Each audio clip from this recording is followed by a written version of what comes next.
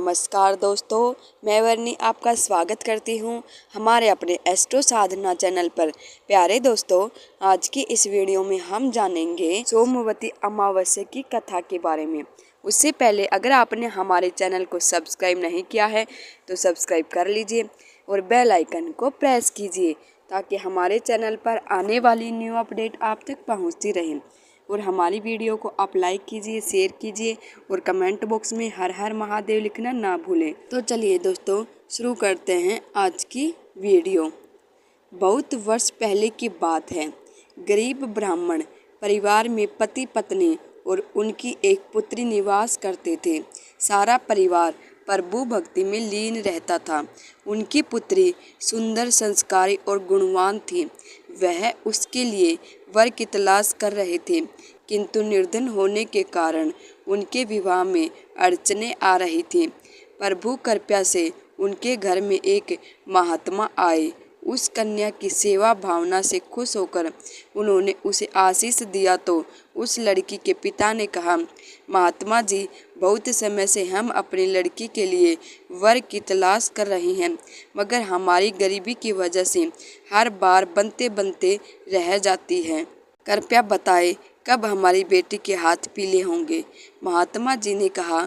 उस लड़की का हाथ देखा और बोले, इस लड़की के हाथ में तो विवाह रेखा की रेखा ही नहीं है।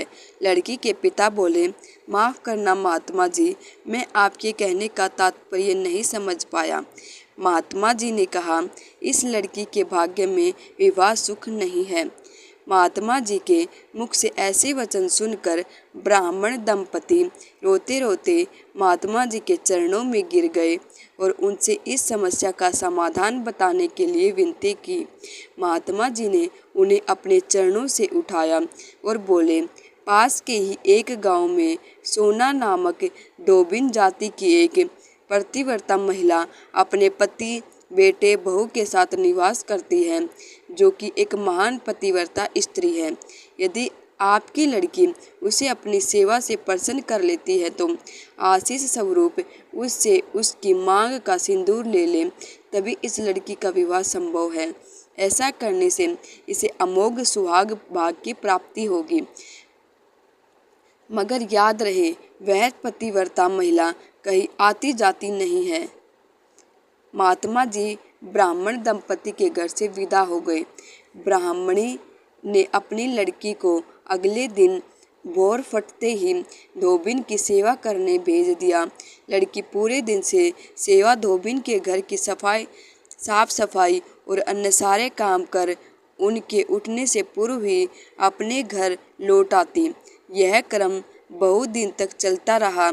एक दिन सोना धोबिन अपनी बहू को शाबाशी देते हुए बोली, तुम तो ब्रह्म मुहूर्त में उठते ही घर का सारा काम कर लेती हो और मुझे आभास तक नहीं होता। बहू बोली, नहीं माता जी, मैं तो सुबह देरी से उठती हूँ, मुझे लगा घर के सारे काम आप करती हो।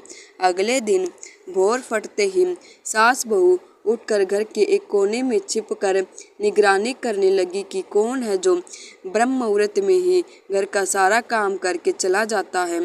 अपने निर्धारित समय पर ब्राह्मण की बेटी आई और मुख से भजन करते करते घर का काम दिल से करने लगी। अपना काम पूरा होने पर जब वह जाने लगी तो सोना धोबी ने उससे पूछा, तुम कौन हो बेटी, और इस तरह छुपकर मेरे घर का काम क्यों करती हो। ब्राह्मण की लड़की ने उन्हें महात्मा के द्वारा कही गई सारी बात बताई। सोना धोबिन पतिव्रता होने के साथ साथ नेक दिल की थी। वह उस लड़की की मदद के लिए तैयार हो गई। उस दिन सोमवती अमावस्या थी। वह उस लड़की के साथ बिना अन्न जल ग्रहण किए उसके घर की ओर चल पड़े। उसने सोचा, रास्ते में कहीं पीपल का पेड़ मिलेगा तो उसे भंवरी देकर और उसकी परिक्रमा करके ही जल ग्रहण करेगी। लड़की के घर पहुंचकर धोबी ने जैसे ही अपनी मांग से सिंदूर उस कन्या की मांग में लगाया तो उसके पति के प्राण पखेरु उड़ गए। उसे ज्ञात हो गया कि उसके पति इस दुनिया में नहीं रहे। वह ब्राह्मण परिवार से विदा लेकर चल पड़ी। रास्ते में पीपल का पेड़ देखकर उसने ईंट के टुकड़ों से 108 बार भंवरी देकर 108 बार पीपल के पेड़ की परिक्रमा की। तत्पश्चात जल ग्रहण किया। तभी उसके पति की मर्तदेह में प्राण लौट आए। सोमवती अमावस्या के दिन अपने मनोरथों की पूर्ति के लिए धोबी परिवार को भेंट इत्यादि देने का भी विधान है। जय सोमवती अमावस्या। उम्मीद करती हूँ दोस्तों आपको हमारी आज की वीडियो पसंद आई होगी और ऐसी वीडियो देखने के लिए आप जुड़े रहिए हमारे चैनल एस्ट्रो साधना के साथ। तब तक के लिए ओम नमः शिवाय।